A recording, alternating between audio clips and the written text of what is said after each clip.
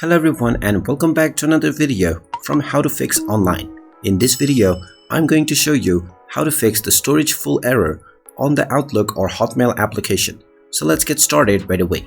If you're trying to use your Hotmail or Outlook account, but you notice an error when you open it telling you that your account storage is full, then there are a few ways to get around this issue.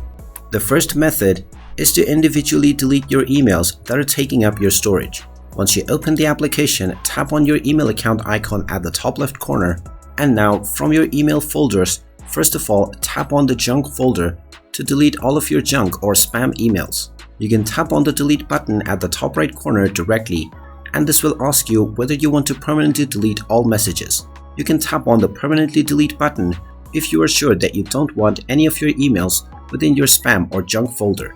Otherwise, you can long press on any email, and then you will be able to tap on each email individually and select the ones that you want to delete.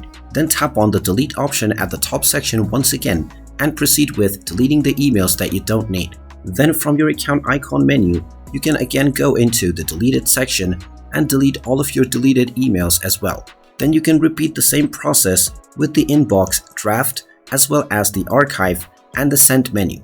Now, if you still cannot free up enough storage, then you can click on the gear icon at the bottom left corner. This will take you into the settings page. Within the settings page, you will find the storage account option.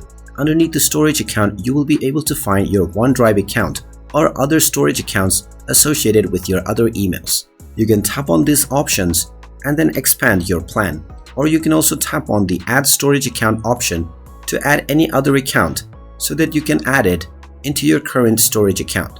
You can also add your Google account, which will add your Google Drive storage into your existing account on Hotmail or Outlook, which will automatically expand your storage.